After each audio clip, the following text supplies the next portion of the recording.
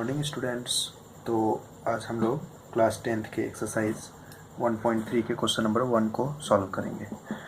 तो एक्सरसाइज 1.3 के question number first में पूछ रहा है कि proof that root 5 is a irrational number. आपको प्रूफ करना है कि रूट 5 जो है वो एक इरेशनल नंबर है या नहीं है। ठीक है, तो आइए इसको बनाने से सॉल्व करने से पहले हम थोड़े से रेशनल और इरेशनल के बारे में समझते हैं कि ये होता क्या है। बुक को साइड में रखते हैं एंड रफ वर्क के लिए जो है हम थोड़ा सा इसमें यूज करते हैं कि रेशनल इरेशनल होता क्या है। अगर हम बात करें इरेशनल नंबर की, इरेशनल नंबर के बारे में बात करें तो ये सबसे पहले तो दो कंडीशन को फॉलो करेगा। सबसे पहला नंबर में है कि ये नॉन टर्मिनेटिंग होगा, नॉन टर्मिनेटिंग होना चाहिए, और सेकेंड नंबर में ये नॉन रिपीटिंग होना चाहिए। ठीक है, तो अब आप कहोगे सर ये नॉन टर्मिनेटिंग नॉन रिपीटिंग होता क्या है। बड़ा ही आसान चीज़ है, अभी देखिए, अभी तुरंत समझ में आ जाएगा। तो अगर यदि किसी भी टेबल से किसी को डिवाइड करते हैं, जैसे कि 21 को 7 से डिवाइड करना है हमें, तो कट जाएगा नहीं, 7 3 जा 21, कट गया मतलब रिमाइंडर 0 आ गया, टर्मिनेट हो गया ये। और अगर यदि डेसिमल देते और फिर 0 लाते और आगे बढ़ते जाते, कोई और अलग सा नंबर होता और वो कितना भी बढ़ते जाते आगे 0 डाल के, फिर भी वो नहीं कटता, मतलब कि रिमाइंडर 0 0 नहीं आता और क्वेश्चन उसका बढ़ते जाता, तो वो क्या होता, नॉन टर्मिनेटिंग होता। और यहाँ पर क्या है कि ये कट गया, 0 0 आ गया, मतलब कि ये टर्मिनेट हो गया, ये टर्मिनेटिंग नंबर है। ठीक है, नॉन टर्मिनेटिंग का मतलब हुआ जिसका कि जो कि नहीं कटता। जैसे कि एक एग्जांपल लेते हैं हम 10/3 का।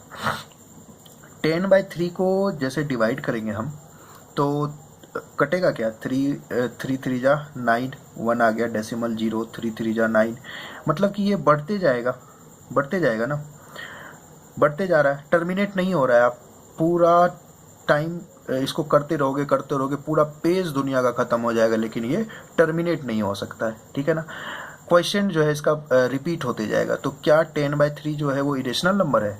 तो आपको मैं क्या बताया था कि इन दोनों कंडीशन को फॉलो करेगा तभी वो इरेशनल नंबर होगा। पहला नंबर में नॉन टर्मिनेटिंग, मतलब कि ये नॉन टर्मिनेट है, रिमाइंडर 0 नहीं आ रहा है। दूसरा नंबर में एक चीज़ और बोला है इसमें कि नॉन रिपीटिंग भी होना चाहिए, मतलब कि जो ये रिपीट हो रहा है ना, वो रिपीट नहीं होना चाहिए, रिपीटेड नहीं होना चाहिए नंबर। तो इस तरीके से 10/3 जो है वो भी इरेशनल नंबर नहीं है।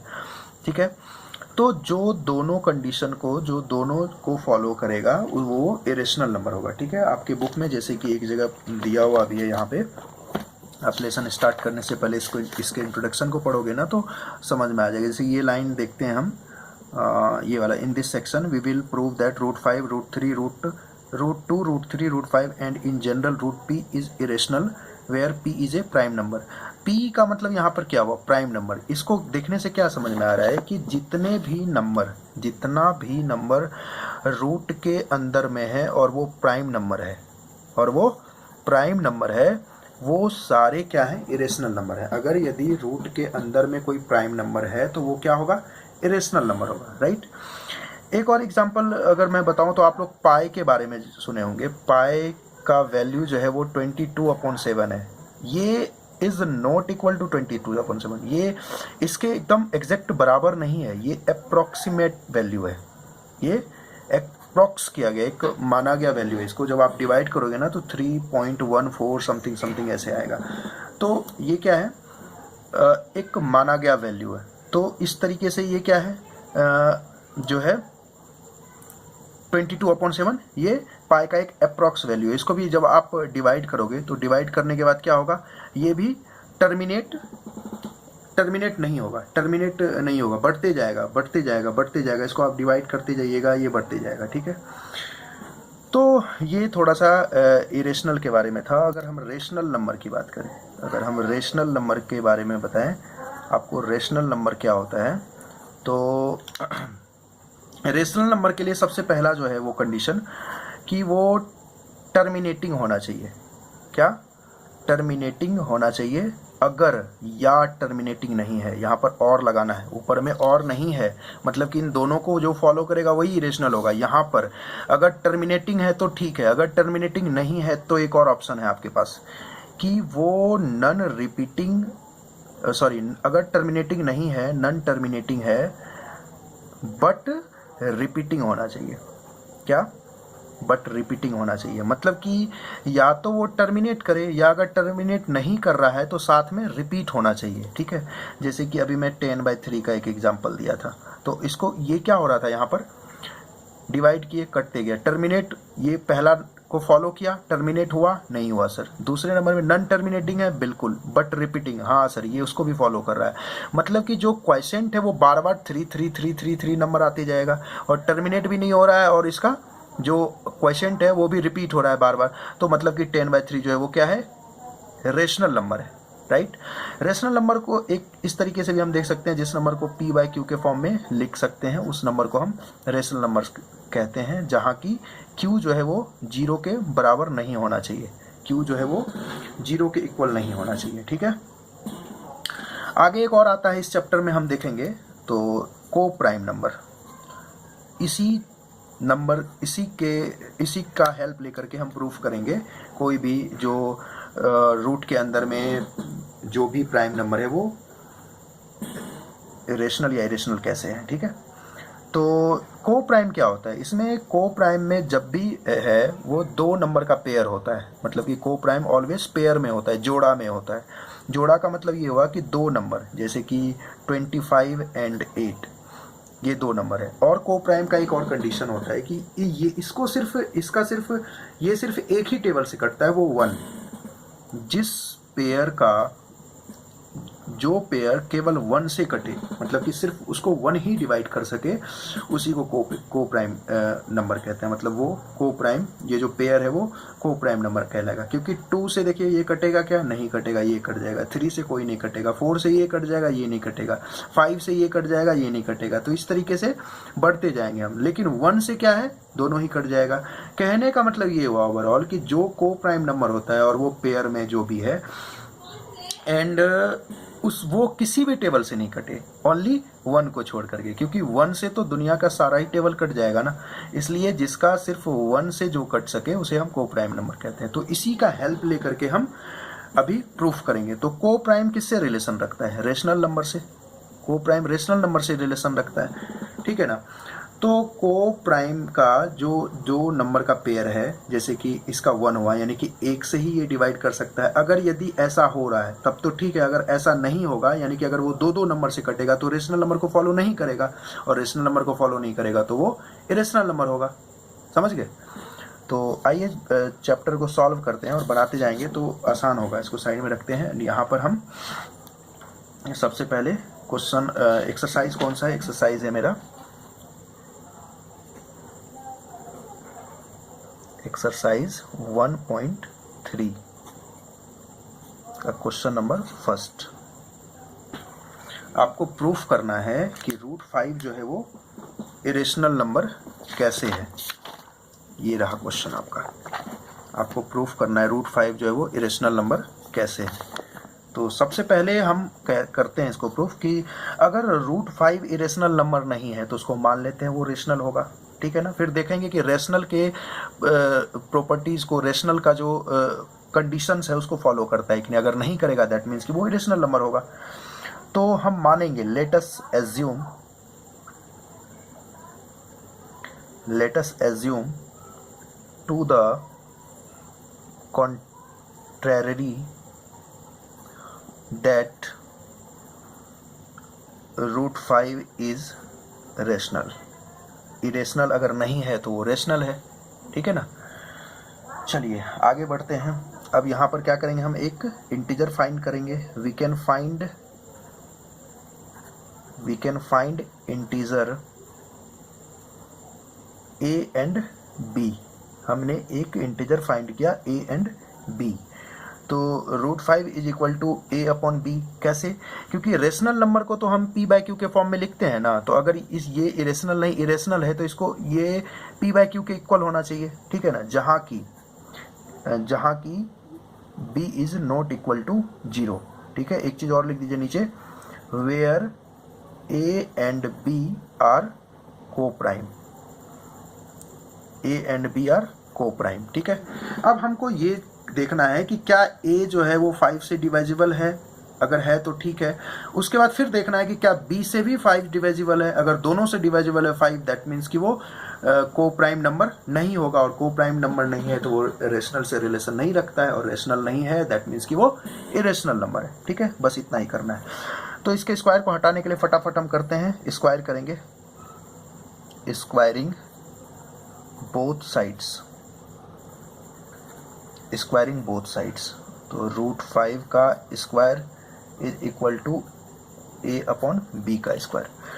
रूट अगर आपस में मल्टीप्लाई करते हैं तो कैंसिल हो जाएगा ना, वो रूट और एक नंबर आ जाएगा, √5 मल्टीप्लाई √5, रूट कैंसिल होके एक 5 आ जाएगा, a का स्क्वायर अपॉन b का स्क्वायर। इसको भी हम डिटेल में बता देंगे एक दिन, क्योंकि अगर अभी करेंगे तो फिर बहुत लेंथी वीडियो हो जाएगा। ठीक है, कैसे कैंसिल होता है वो। तो 5 is equal to a square upon b square. तो b स्क्वायर को इधर ले आएंगे तो चलेगा क्या, 5b square is equal to a square. कोई दिक्कत यहाँ तक में, इसको हम इक्वेशन फर्स्ट मान लेते हैं। ठीक है, अब क्या करेंगे हम कि b स्क्वायर को सेपरेट करके इधर कर देते हैं, ये इधर इसमें इन दोनों के बीच में मल्टीप्लाई का रिलेशन है, उधर जाके डिवाइड का रिलेशन हो जाएगा। ठीक है, अब क्या दिख रहा है कि a स्क्वायर जो है वो 5 से डिवाइजिबल है, तो यही चीज यहाँ लिख देना है, a square is divisible by 5। ठीक है, अब आपको बुक के theorem 1.3 bye theorem 1.3 it follows that a is divisible by 5। कैसे हुआ सर, आप एक चीज बताइए, यहाँ पर एक छोटा सा एग्जांपल मैं आपको बता रहा हूँ इसमें, कि अगर यदि a square is equal to a square जो है वो इज डिविजिबल बाय 5 है, और a की जगह हम जो है a की जगह हम इसको 5 मान लेते हैं, जैसे 5 स्क्वायर इज इक्वल टू जो है वो अगर 5 से डिवाइजिबल है, कोई भी यहाँ पे a क्या है, इंटीजर है, यहाँ पे अगर a स्क्वायर में अगर वो डिवाइड्स कर रहा है तो नॉर्मल 5 को भी तो वो डिवाइड करेगा ना, क्योंकि अगर यदि 5 5 या 25 अपॉन 5 बार में काट रहा है तो ये तो इसको भी काटेगा ना ये।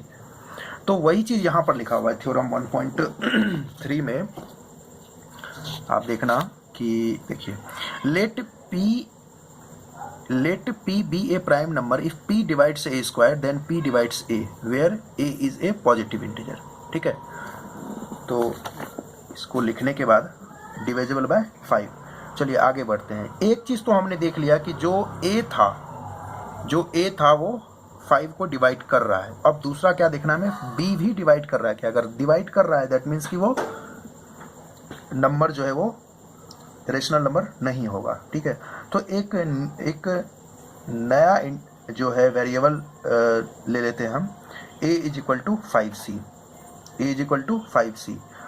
अब क्या करेंगे, a का वैल्यू को पुट करना है हमें, कहाँ पुट करोगे आप, इक्वेशन फर्स्ट में पुट कर देते हैं, आप इसको इक्वेशन सेकेंड मान लीजिए, इक्वेशन फर्स्ट में पुट कर दीजिए, कहीं भी पुट कर सकते हैं आप, यहाँ भी पुट कर दीजिए, यहाँ भी कोई फर्क नहीं पड़ेगा उससे। तो आइए एक लाइन यहाँ लिखना है, now putting a is equal to 5c in equation first. ठीक है, आफ्टर दैट वी गेट, क्या फिर मिलेगा हमें पुट करने के बाद, इक्वेशन फर्स्ट ये रहा ना, इक्वेशन फर्स्ट है मेरा 5b का square is equal to a square, यही है ना। तो इसमें क्या करना है, हमें a का वैल्यू पुट करना है, यानी कि 5b का square is equal to 5c का स्क्वायर, यही करेंगे ना जी। तो क्या हो गया, ये 5b का square is equal to 25c का स्क्वायर। कोई दिक्कत, b को सेपरेट कर लेते हैं हम, b square is equal to 25c का स्क्वायर अपॉन 5, मल्टीप्लाई है दोनों के बीच में, उधर जाके डिवाइड हो जाएगा, कटेगा कि नहीं कटेगा, 5 5 या 25 बिल्कुल।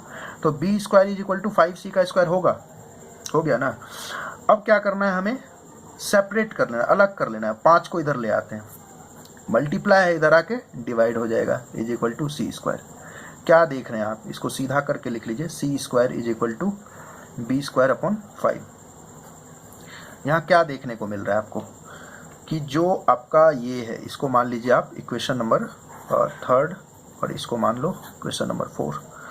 क्या दिख रहा है आपको, जो आपका ए स्क्वायर से भी 5 डिवाइजिबल है और बी स्क्वायर से भी 5 डिवाइजिबल है, ठीक है ना। तो अब यही चीज़ जो हम यहाँ पर लिखे थे ना, इसमें ये वाला थ्योरम 1.3 का को लेकर के, तो अब सेम चीज़ इधर भी लिखना है हमें। क्या लिखेंगे हम, तो लिखेंगे, दिख रहा है ना, लिखेंगे now B square is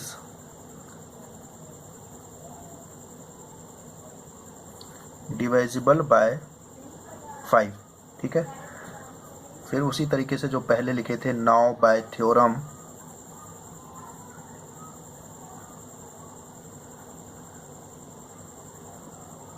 1.3 it follow that B is also divisible by 5, ठीक है। चलिए, ये आपके इक्वेशन में दिया हुआ है, सॉरी थ्योरम में है ना, थ्योरम 1.3। चलिए आगे इस चीज़ को हम बनाते हैं। अब क्या लिखेंगे, अब हम फ्रॉम इक्वेशन 3 एंड 4। इक्वेशन 3 मेरा ये रहा, नहीं, इक्वेशन 3, 4 नहीं, इक्वेशन 2 एंड 4 ले लेते हैं। इक्वेशन 2 में क्या दिख रहा है हमें, ए स्क्वायर जो है वो 5 से डिवाइजिबल है और बी स्क्वायर भी 5 से डिवाइजिबल है, मतलब कॉमन है दोनों में, ठीक है ना। तो equation 2 and 4 we conclude that 5 is common factor of both a and b. Common मतलब क्या, जो दोनों में होता है वही तो होता है ना common factor a and b. आगे लिखेंगे हम full stop, but this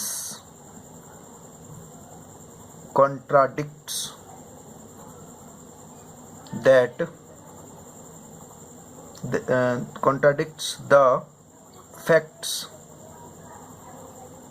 that A and B are co-prime। इसलिए A and B are not co-prime। This contradiction has arisen because assumption that root 5 is rational, hence root 5 is irrational। मतलब समझे कि मतलब ये हुआ कि हमने जो सोचा था कि रूट 5 जो है वो एक रैशनल नंबर है, वो हमारी सोच गलत थी, हमारी अवधारणा गलत थी। इसलिए a and b is not coprime, यहाँ पर को प्राइम नहीं है बिकॉज दोनों में कॉमन है। तो this contradiction has arisen because assumption that root 5 is rational. ये कॉन्ट्राडिक्शन जो उत्पन्न हुआ था या जो आया था वो हमारे गलत अवधारणा की वजह से रूट जो कि हमने सोचा था रूट 5 जो है वो रेशनल नंबर है, इसी वजह से रूट 5 क्या है, वो एक इरेशनल नंबर है। ठीक है, प्रूव्ड हो गया। कोई दिक्कत, एक बार देख लीजिए आप लोग, ठीक है ना। चलिए,